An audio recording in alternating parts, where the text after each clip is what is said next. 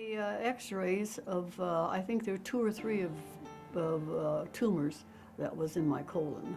I had thought of an operation right off the bat, but because of my age, I didn't feel like I wanted to go into that. And he said he felt too that there would be more disadvantages of an operation than there would be if we just left it. He said colon cancer is slow growing, and he thought it would be fine. He says, we'll just see if we can get it in remission. And I went along with that because that sounded better than an operation. My lowest ebb was in June. I just wasn't doing well. And I had diarrhea. That was the worst thing to have to handle because I was getting to the point where I was almost housebound. So he switched me over to Erbitux. And that has been just a night and day. The diarrhea stopped, but in side effect was a breaking out of the face. And I said, well, that I could handle with a little liquid makeup. Why, I'm fine. So, but I said to be able to go and shop and not have my other problem, I said it's been a relief. And evidently this drug is working. I'm feeling much better. I'm feeling better than I felt in a year.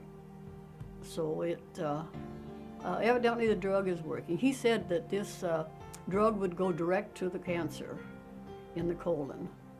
And I said, well, does it have a GPS or something to know where to go? It wasn't to dilly-dally. And evidently it is, because I am feeling better, much, much better. I come in every other Thursday, and it takes between 3 and 4 hours, and it goes in the port. Most people that have cancer do have a port. They take good care of you here. You know the nurses, they are as sweet as they can be, and they do take care of you.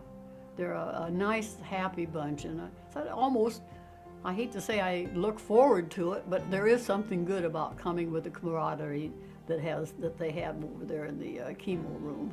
I kept saying, you've got to tell your family. Your family's got to be here. They've got to support you. And I says, no.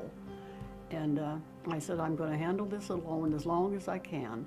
And when I came for my first chemo treatment, I walked in the chemo room down here, and I says, well, hi, Walt. Well, hi, Bernice. Hi, Bissell. And I went across the room, and there was all the people that I knew. And I thought, I've got to tell my family, because otherwise they're going to hear it from an outsider, and I couldn't have that.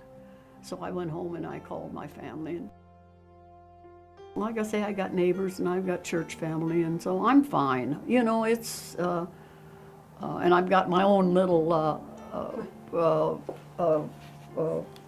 rescue squad. My 2 sisters, they live here in town, so when I need a rescue squad, I call them and they haul me. I'll be 89 in 2 weeks. When I found out I had cancer, I thought I've had a good life. If this is the way I have to curl my toes, it's not gonna bother me.